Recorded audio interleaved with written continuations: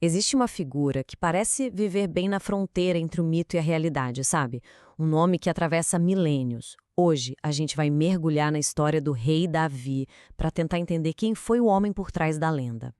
E a nossa jornada começa lá atrás, nos campos da antiga Israel, com um jovem pastor que não parecia ter nada de especial. Davi, o caçula dos filhos de Jessé, tinha um destino muito, mas muito maior do que só cuidar de ovelhas.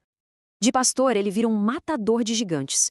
A coragem dele diante do temível Golias, armado só com uma tiradeira e uma fé que ninguém abalava, fez dele um herói. Um herói totalmente improvável, que virou lenda da noite pro dia. E foi esse ato de bravura que o levou direto ao trono. Davi se torna o segundo rei de Israel. Ele foi o líder que conseguiu unir uma nação que vivia dividida e que transformou Jerusalém no coração eterno do seu povo, lá por volta de 1000 anos antes de Cristo. A questão é que, por séculos, essa história incrível, ela só existia nas páginas da Bíblia. E isso, claro, deixou historiadores e arqueólogos com uma pulga atrás da orelha. Será que o rei Davi foi uma pessoa de carne e osso, uma figura histórica real, ou ele é só o personagem de uma grande história?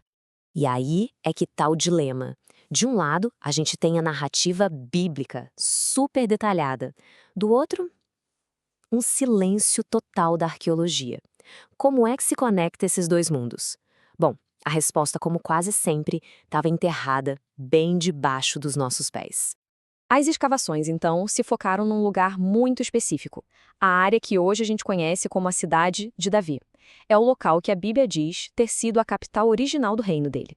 Se existisse alguma prova, com certeza estaria ali.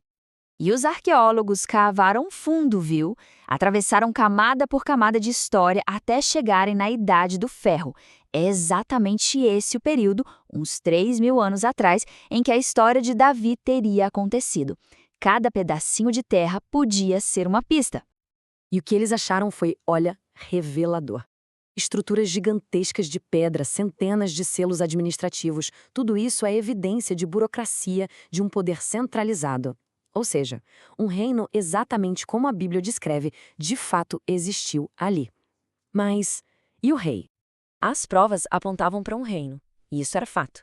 Mas aquela prova definitiva, sabe? Uma menção direta ao nome Davi ainda não tinha aparecido. Era como ter a moldura do quadro, mas sem a pintura.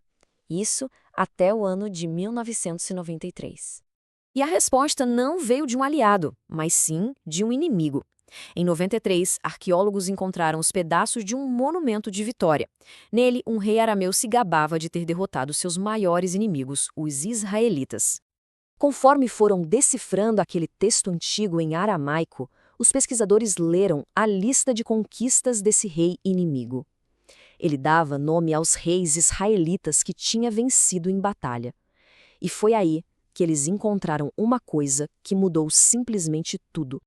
Ali, gravado em pedra, estava a frase Casa de Davi. Pela primeiríssima vez, o nome de Davi foi encontrado fora da Bíblia. E não só isso, num registro histórico feito por um dos seus adversários. Naquele momento, a lenda se tornou história. É claro que uma descoberta desse tamanho gerou debate. Como dá para ver aqui, algumas interpretações diferentes foram sugeridas.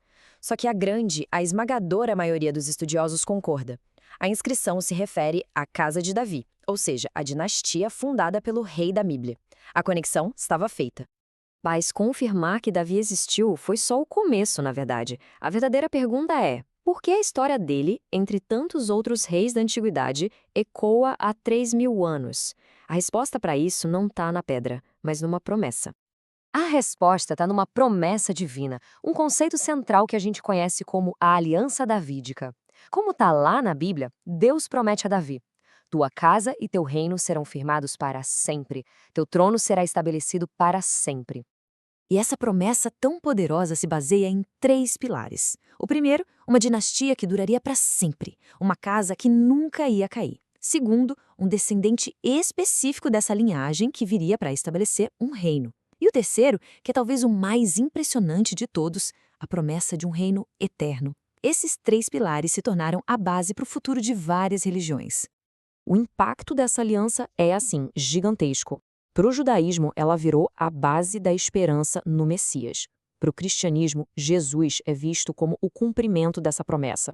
o herdeiro do trono eterno de Davi. É uma única promessa que se espalhou e moldou a fé de bilhões de pessoas. De um simples pastor em Belém a um rei que teve seu nome gravado na história, a jornada de Davi é impressionante. Mas o seu legado mais duradouro é uma promessa de 3.000 anos que continua a moldar o nosso mundo. A história de Davi nos mostra que, às vezes, as linhas que separam a fé, a história e o destino são bem mais finas do que a gente imagina.